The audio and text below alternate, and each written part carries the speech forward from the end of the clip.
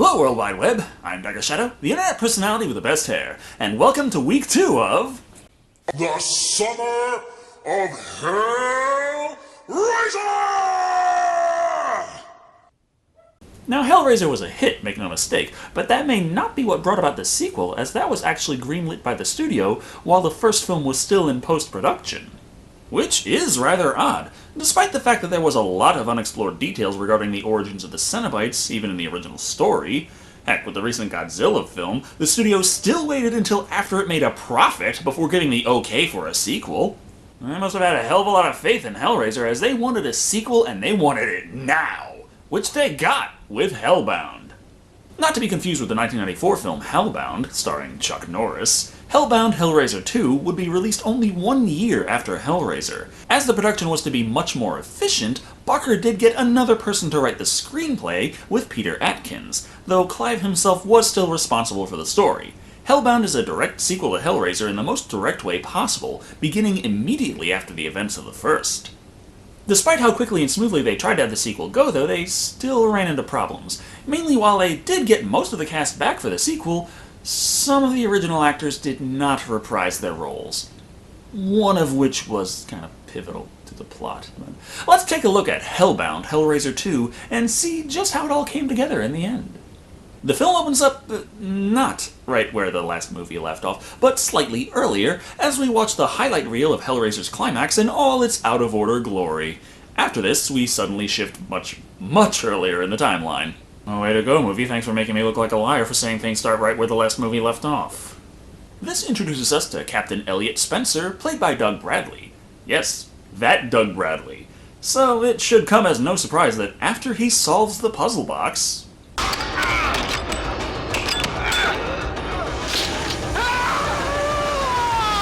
it turns out he became the Cenobite Pinhead. Or, not Pinhead, but... well, everyone's just gonna call him Pinhead anyway, so fuck it. This segues back to where the last movie left off. See? I told you. Kirsty is in a state of confusion, waking up in a familiarly sparse back room that starts off in a slightly different hospital. It's a psychiatric hospital. Psychiatric? Mighty efficient. They figured her story was crazy even before she regained consciousness. Wait, when the hell did she even lose consciousness? Steve. Don't worry about him, he's okay. We sent him home hours ago. Translation. His character was so fucking pointless, we went ahead and got rid of him first thing. This is Gold Leader, Detective Ronson, played by Angus MacInnes. Oddly, his devaluing Kirsty's side of the story before she even tells it isn't earning him many brownie points in this investigation. He also doesn't care to go anywhere private, so Kirsty can easily overhear how they found this nifty bloody mattress at the house. Mattress. Julia. Ah yes, the all-important mattress. That happens to be... not where she died. I mean, she died by the stairs. We all saw it. Is no one ever going to bring that up again? As the officer is useless to the point of simply not being used in this movie at all beyond this scene, we introduce the considerably more important doctors, with Kenneth Cranham as Dr. Channard, and his assistant Kyle McRae, played by William Hope. Oh yeah, William Hope. We all know and love him. He was Gorman in Aliens. And John in Dark Floors.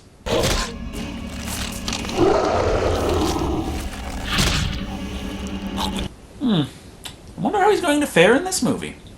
But at least now she won't have to worry about incriminating herself any... Wait. That mattress, you've got to destroy that mattress. Or she can demand that an obviously important piece of evidence be destroyed. What motivations do you think they will believe you have after saying something like that?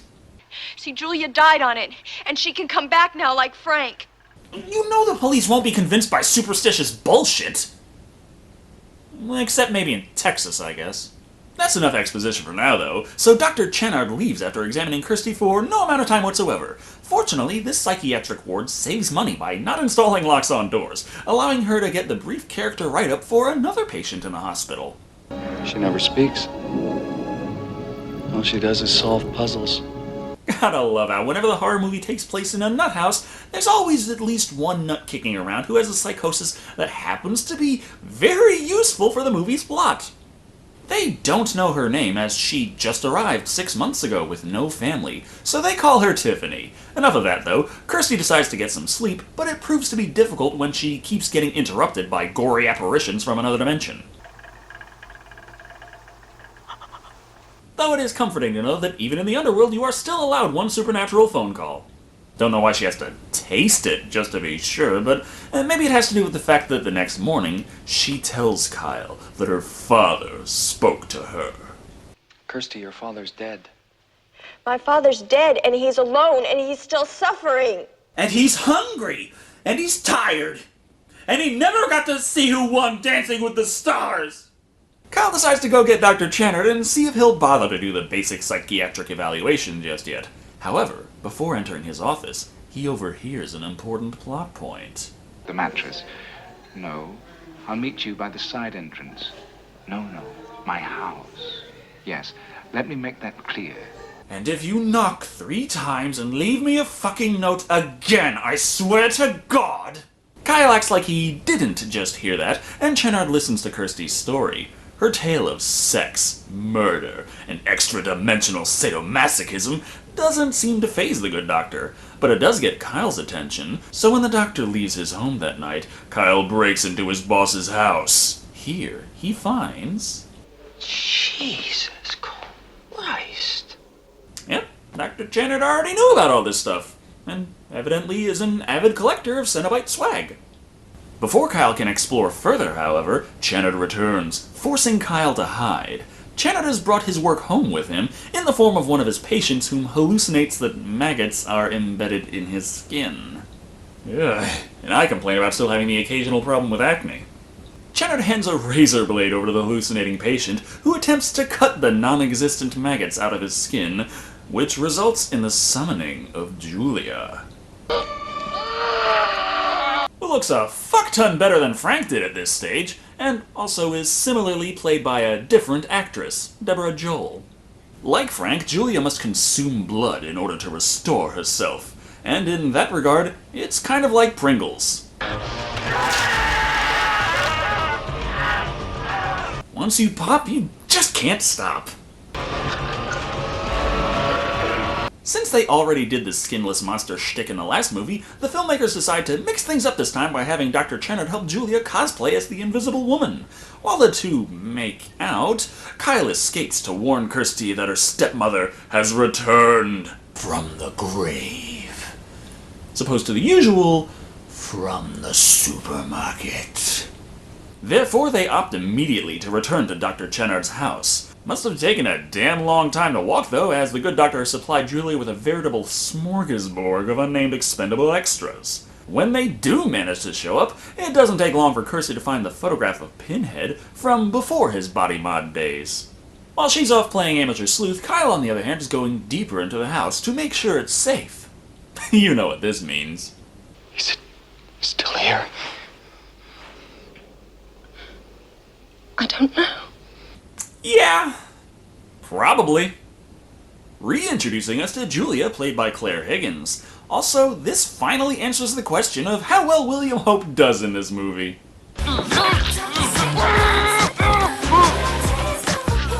Yeah, there are worse ways to go. I could have played Piece of Me. Kyle turns out to be the last body Julia needs to restore herself. Now rocking a fully formed new body, Julia finds Kirsty so the two can discuss Julia's new diet. You have surprisingly good taste in men. French, Italian, Brooklyn style.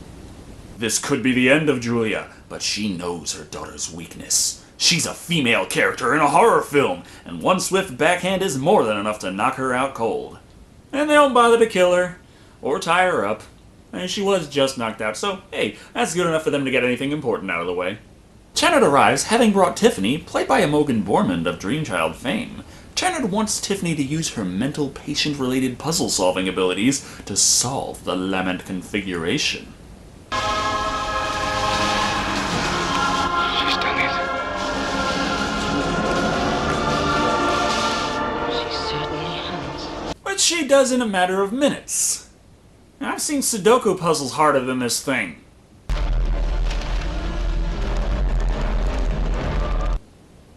course. It all makes sense now. For all those times he's interrupted my show, Creepy is really a Cenobite! Nah, I'm not into piercings these days. Oh, fucknuts. Wait. It is not hands that call us. It is desire. Well then why the fuck were you so anxious to drag Kirsty along, much to her protest? Knowing that Tiffany was forced into solving the configuration, Pinhead and the Cenobites refrain from harming her. Channard and Julia use this opportunity to slip through the open portal into Hell, with Kirsty following after, still convinced that her father is waiting and needs her help. Hearing the music playing on the other side of the portal, Tiffany decides to check out Hell as well. Yeah, sure. Hell sounds like fun. I think I'll go to Hell today. Rather than fire and brimstone, this version of Hell is a carnival with an industrial-themed background. I guess if you're afraid of clowns, this might work for you.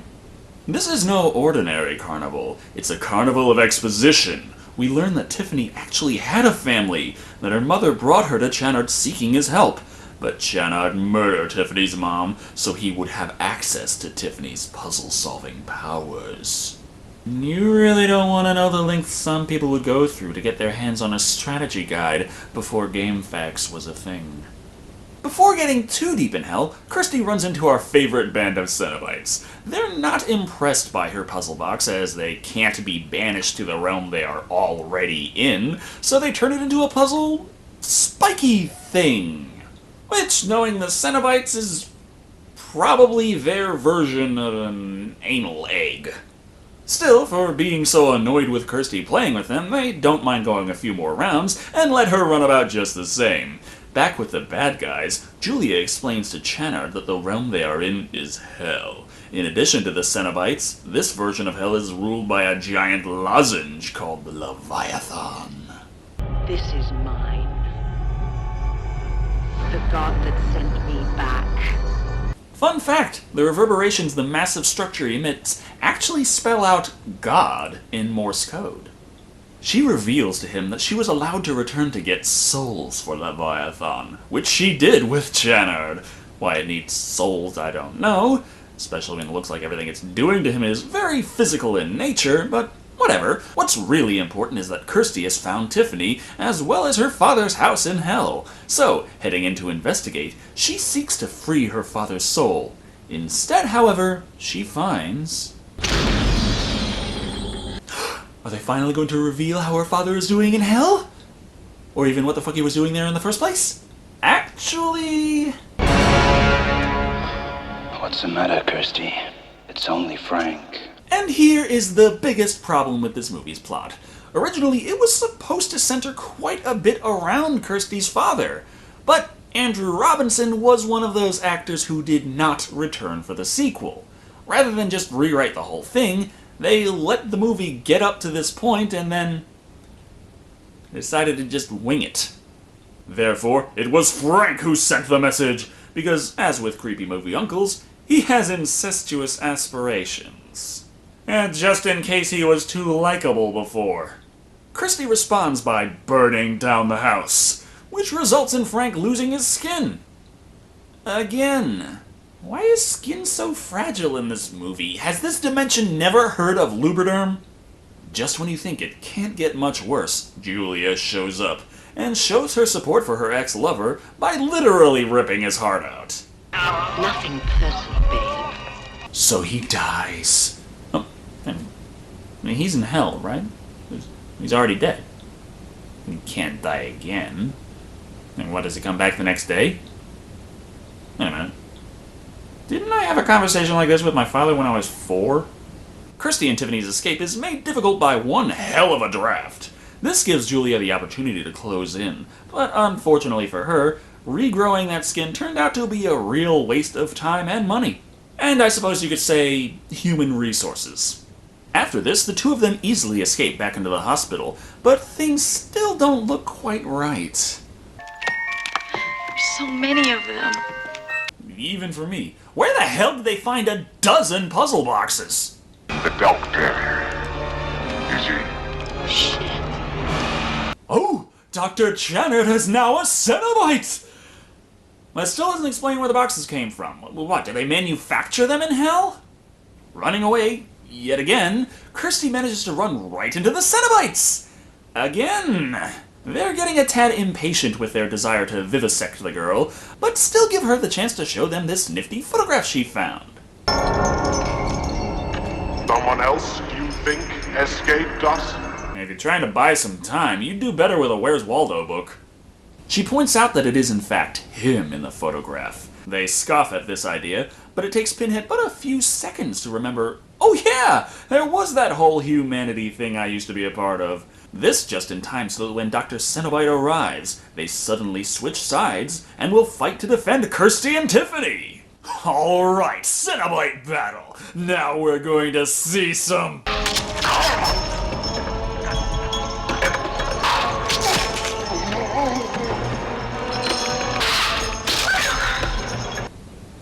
Well, that was anticlimactic. Oh wait, there's still Pinhead. He's the last thing standing between Dr. Janet and the girls, so this is going to be...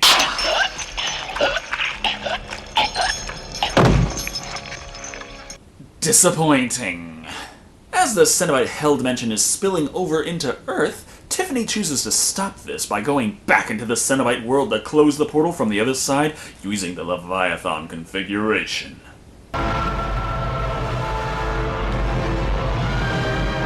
Geez, this guy pops up as sudden and unwanted as spam emails. What's he going to do, offer to increase their penis size? To top things off, Julia appears, managing to distract Dr. Cenobite with sexy makeout time. This gives Tiffany the time she needs to close the Leviathan configuration. Okay, so the solution to the puzzle is... another puzzle. The fuck does that work? Well enough so that Dr. Channard, connected directly to Leviathan, gets his own head ripped in half. Possibly as a result, maybe not, I can't tell. But the point is, he's deader than shit. And Tiffany will be soon, judging by this drop, but don't worry, Julia is here to save her. Or worry. Yeah, worry a damn lot. But wait, Julia is actually Kirsty in disguise! Which is just wrong on so many levels. Not the least of which, that she actually managed to run off, get naked, and put on her stepmother's skin that fast. How many times has she done this? Happy ending over, so let's move on to the action movie ending, as Tiffany and Kirsty must run for their lives from the laser light show. Because... explosions! They make it through the closing exit in the nick of time, as we get the walking off into the horizon ending. That's still not enough endings though, so let's tack on the funny ending when the same movers from the first movie show up to clear out Dr. Channard's old house. Oh, that's our Steve, sleeping on the job, traveling to other dimensions. To top it off, this summons a pillar with the help of pretty crap effects, which is covered in a few faces along with some spare props and Halloween decorations to boot. What is your pleasure, sir? I'm impressed. 2 movies worth of seriously off-the-wall shit, and the last scene still gets me to say, what the fuck was that? While Hellbound retains most of the original cast and follows the same story, this film is quite different from the first.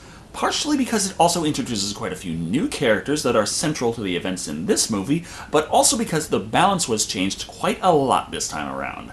For starters, while I said the first movie was not this big story of epic proportions, that is most certainly not the case here. The events take place on a much grander scale, and there is infinitely more at stake this time around. However, that's not to say this movie is better than the first. The plot begins getting more than a little crazy towards the end, so much so that it's hard to get invested in the situations at hand. Big ideas are put out there in front of the camera, but most of the time they are treated as minor side notes. One other thing of note is that this movie might satisfy all but the most demanding gorehounds out there. For fuck's sake, I watch horror for a living, but I still found myself taken aback at just how disturbing several of the more gory scenes were. At the end of the day, Hellbound is a very well done sequel that looks like it might have had the potential to be better than the original. However, a scrambled story for Act 3 and very confusing ending structure hold it back, but pure quality and enjoyment still keep this one at 3 stop-motion hand snakes out of 5. Still a decent movie, though legend has it that this was actually the best of the Hellraiser sequels. Well, I suppose I'm going to find out one way or another, right? Thank you all for watching. I've been Dr. Shado. And remember, if your father was a really nice guy, he's probably not in hell.